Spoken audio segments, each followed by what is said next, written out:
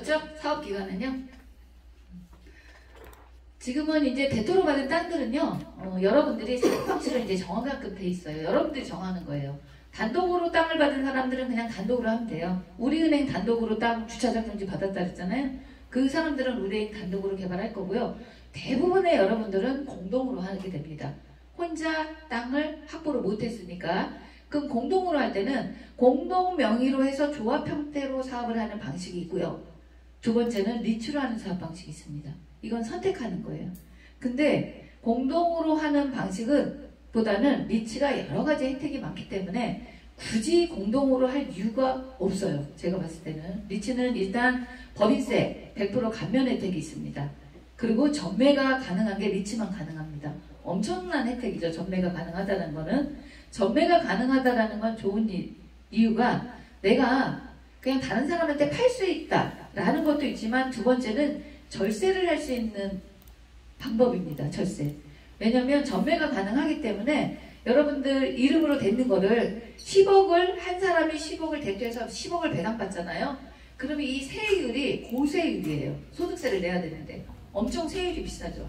근데 10억을 나누는 거예요. 사모님하고 자녀들하고. 그럼 세율 자체가 낮아지잖아요. 배당받는 금액 자체가. 그렇기 때문에 거기서 절세를 할 수 있는 거거든요. 굉장히 좋은 메리트입니다. 이게 리츠로 사업할 때만 가능합니다. 근데 리츠가 아닌 방법으로 사업할 때는 전매가 금지되어 있기 때문에 그냥 혼자 이름으로 끝까지 배당을 받아야 돼. 큰 금액을. 네.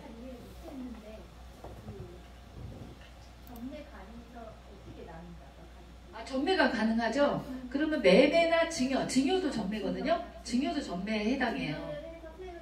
그렇죠. 증여나 뭐 가족 간에 뭐 아니면 지인 간에 매매나 이렇게 해서 10억인데 전매가 안 되면 어떻게 돼요? 10억을 혼자서 배당 받잖아요.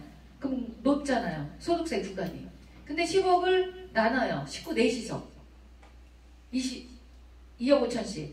그럼 세율이 확 떨어지거든요. 24% 세율대로. 그러면 그게 절세에서 소득이 나한테 내 주머니에 들어오는 돈이 많아진다는 거거든요. 그러니까 절세를 할 수 있는 게 리츠라는 방식밖에 안 됩니다. 리츠만 3년 뒤에 전매가 허용된 거니까요. 그래서 굉장히 좋은 제도입니다. 리츠가. 그래서 요거는 여러분들이 어떤 방식을 하든 선택을 하는 거예요. 근데 들어보시면 모두 다 아마 리츠라는 방식으로 사업을 할 거라고 보고 있습니다.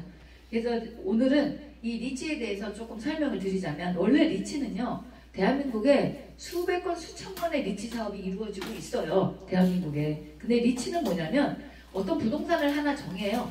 자산관리회사가 AMC가 부동산을 정합니다. 호텔을 하나 개발해야 되겠다 라고 하면 정하고 나서 투자자들을 모집합니다. 리츠로. 주식에 참여할 투자자들을. 그래서 부동산을 자산관리사가 정한 다음에 투자자를 모집해서 그 투자 금액에 대해 한 금액대로 주식을 줍니다. 그리고 그거를 개발해서 그 주식대도 배당을 해주죠. 이게 원래 본연의 리츠예요. 상단에 이게. 그러면 주주들은 그냥 그 부동산에 투자했기 때문에 그 전체적인 사업 주관은 자산관리사, 그걸 주관했던 자산관리사 AMC가 그냥 모든 사업을 주관해서 사업을 해서 참여했던 주주들한테는 그냥 배당금만 주죠. 그럼 여기에 있는 주주들은 별로 이 사업에 관여는 안 해요. 시공사를 누가 하든 뭐 금융기관을 누가 선택하든 금리를 얼마 하든 관여를 안 하고 그냥 배당만 받아가죠.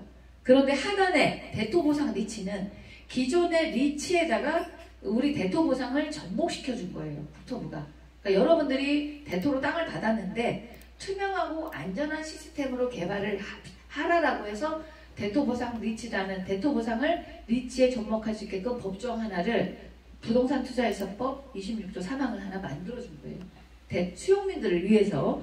그럼 뭐가 틀리냐? 왜 원래 본연의 리츠하고 우리 대토보상 리츠하고 틀린 점은 뭐냐면, 우리는 이미 LH공사랑 여러분들이 수용되면서 대토 계약을 했기 때문에 땅을 확보한 거예요. 여러분들이 땅을 확보하고 있는 상태에서 우리가 리츠 사업을 하겠다고 해서 맡기는 거예요. 자산관리사한테. 왜냐면은 이 리츠는 무조건 자산관리사를 두고 사업을 하게끔 되어 있거든요. 규정에. 그래서 자산관리사한테 우리가 확보한 땅을 리츠로 사업할 수 있게끔 맡아줘 라고 하는 거예요. 틀린 점은 뭐냐? 여러분들이 주인이라는 거죠. 모든 사업의 의결권, 시공사 선정권, 금융사 선정권, 뭐 이런 설계, 뭐 여러분들이 다 결정하고 선택하는 거, 그 차이입니다. 그러니까 여러분들이 주인이라는 거죠. 이 리치 사업이. 이렇게 이제 보시면 될 것 같고, 뭐 특징은 여러분들 LH공사랑 보상받은 이들이 개발 사업을 해서 하기 위해서 리치를 설립하고요. 그리고 리치를 하기 위해서는 꼭 이 자산관리사를 두고 사업을 해야 되고, 국토부의 관리감독을 받으면서 보고하면서 사업을 해야 됩니다. 그러니까 이 시스템으로 진행이 되는 거고요. 저희 여기에 있는 이 PM사 업무대행사입니다. 그럼 저는 왜 이렇게 여러분들 앞에서 이런 설명을 하느냐. 여러분들이 다수가 모여져 있고 이런 사업을 누군가는 이끌어줘야 되거든요. 이런 거를 모르시니까. 근데 그 이끌어주는 역할을 이제 저희 회사, PM사입니다. 저희 회사가 하는 거고요.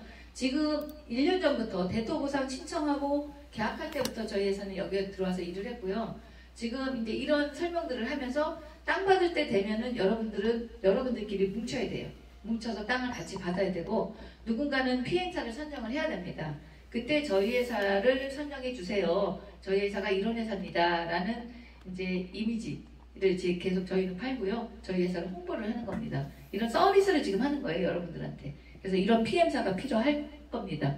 사업을 이끌어주는. 이렇게 시스템으로 이용되고요. 리츠는 일단 여러분들이 주인이고 모든 사업이 여러분들이 주주총회나 이사회에서 결정이 됩니다. 그리고 안전합니다. 왜냐하면 전문가가 들어와서 이 사업을 이끌어주거든요. 그럼 자산관리사 들어오죠. 자산보관사, 사무탁사, 법무법인, 회계법인, PM사 들어와서 사업을 안전하게 이끌어주니까 시스템적으로 안전하죠. 마지막으로 투명성까지 확보된 게 우리 사업은 좋게 말하면, 나쁘게 말하면 국토부의 관리감독을 받는 거예요. 여러분들이 좋게 말하면, 거꾸로 얘기하면 국토부가 여러분 사업을 한 번 더 검증해 준다라고 보시면 됩니다. 그러니까 굉장히 시스템적으로 투명하게 이루어져서 자금이 아주 그냥 10원 하나 헛돈 안 쓰게끔 투명하게 이루어진다라고 보시면 되고, 모든 의결, 결정권은 여러분들이 하시는 거예요. 주주총회에서 결정이 됩니다. 장점이 있죠. 앞에 리츠 개발 사업하고 나머지 공동 조합 형태의 개발 방식하고 장단점이 있습니다. 대표적으로 가장 큰 거, 전매가 가능하다는 거죠. 조합 방식은 전매가 안 됩니다. 그러니까 여러분들이 이름으로 대토 신청했기 때문에, 계약했기 때문에 청산까지 여러분들 이름으로 해야지 돼요. 조합 방식이나 공동 방식은. 근데 리츠는 3년, 25년도 4월이면 전매가 가능하다고 그랬죠. 예외적으로 리츠만 가능한 거예요. 그러면 여러분들 주식을 팔 수도 있고요. 팔고 빠져나올 수 있다. 30% 받고. 그건 리츠로 사업했을 때만 가능한 거죠. 그리고 증여 이제 가능합니다. 그러니까 전매가 가장 큰 메리트입니다. 그래서 전매가 가능하기 때문에 증여를 함으로 인해서 수익을, 지분을 나누니까 절세 효과를 얻을 수 있겠죠. 이게 가장 큰 메리트라고 보시면 되고요. 그리고 현금 유동화. 여러분들이 돈을 활용할 수 있으면 하시면 좋아요. 근데 요즘같이 금리가 비싸면 고민을 많이 해봐야 되겠지만, 금리가 지금처럼 비싸지 않는다면 활용해서 쓰는 게 좋겠죠. 그때 리츠는 3년 뒤에 대출 받는 것도 전매에 해당이 돼요. 권리 변동, 은행에다가 질권을 설정해주고 담보 제공을 해주잖아요. 그런 모든 사항들이 전매에 들어가거든요. 그러니까는 3년 뒤에는 리츠를 했을 때는 우리가 금융을 활용해서 돈도 쓸 수 있지만, 저 조합 방식이나 공동사업은 그것도 안 된다라는 거죠. 그것도 전매에 포함이 되어 있기 때문에. 그래서 현금 유동화도 리츠로 하는 게 좋고요. 가장 큰 수익에 법인세 100% 감면, 리츠로 했을 때는 법인세 100%가 감면됩니다. 근데 우리 리츠 아닌 거는 법인세 감면이 안 되죠. 리츠만 예외적이니까. 이 또한 전체적인 법인세가 전체 수익에 22% 법인세 내는 거 아시죠? 그만큼 수익이 20%가 더 많아진다는 얘기예요. 여러분들이. 좋은 혜택이죠. 그러니까 이런 좋은 혜택을 누릴 수 있도록 국토부가 대토를 리츠로 할 수 있게끔 법을 하나 만들어주는 거니까 굉장히 잘 된 거죠. 여러분들한테는. 그리고 국토부하고 금융위원회가 이제 관리감독해주고요. 비용도 오히려 리츠를 잘 모르는 사람들은요, 자산관리사가 꼭 들어와서 업무를 해야 된다 했잖아요. 그러니까 이 자산관리사 수수료가 들어가죠. 자산관리사가 들어와서 일을 하니까. 그래서 비용이 더 많이 든다라고 얘기합니다. 틀렸습니다. 자산관리사가 들어오는 대신 신탁사가 필요 없어요. 우리 리츠는요.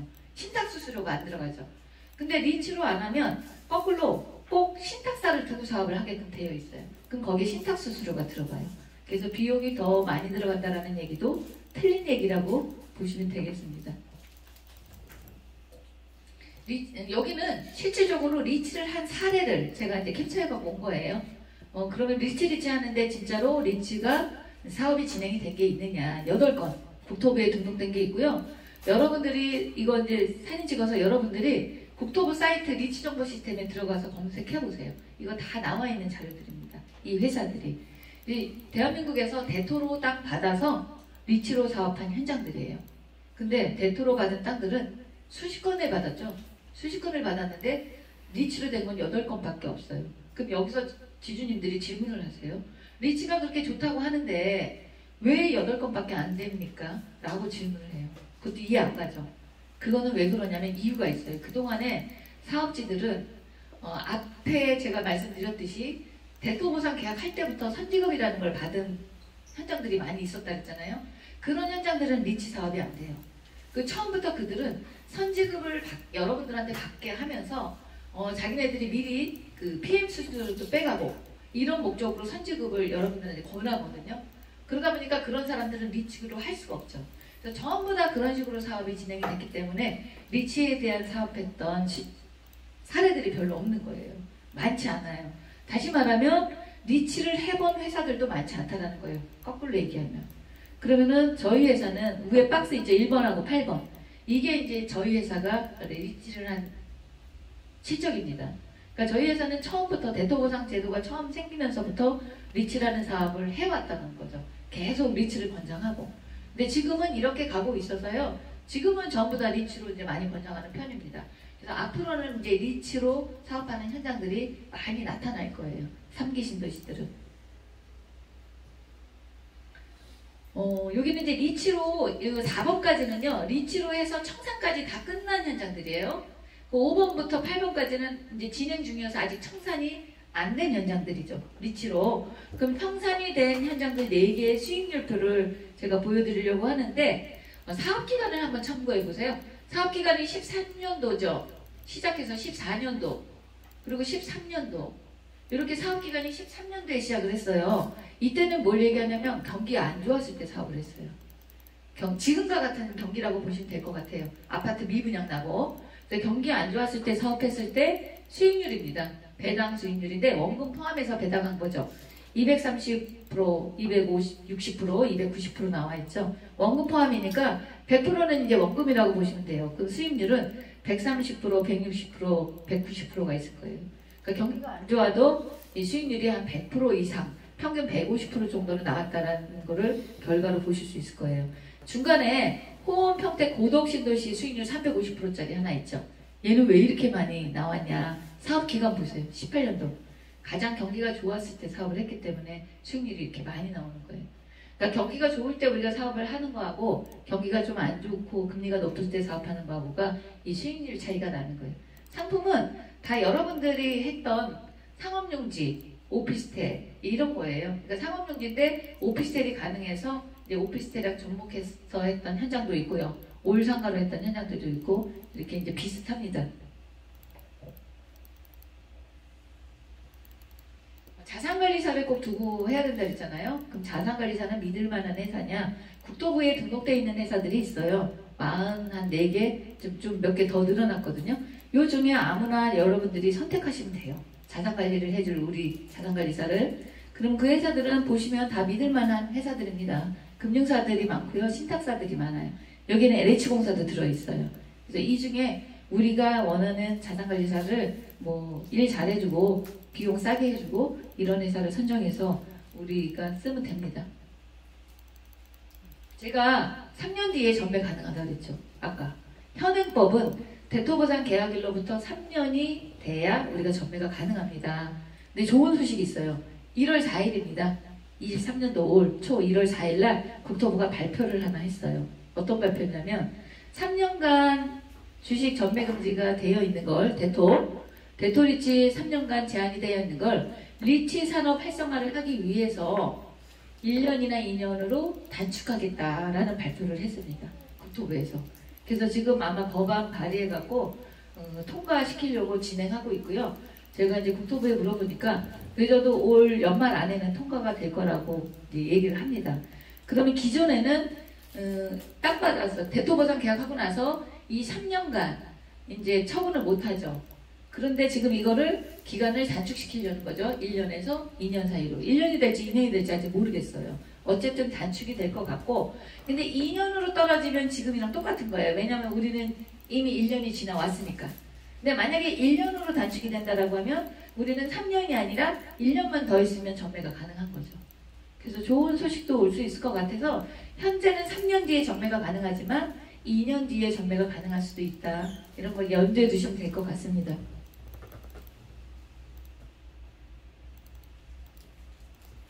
오늘은 뭐 여기까지 그냥 설명을 마치고요. 여러분들 이제 질문 한번 받아볼까 해요. 제가 준비한 설명은 여기까지입니다.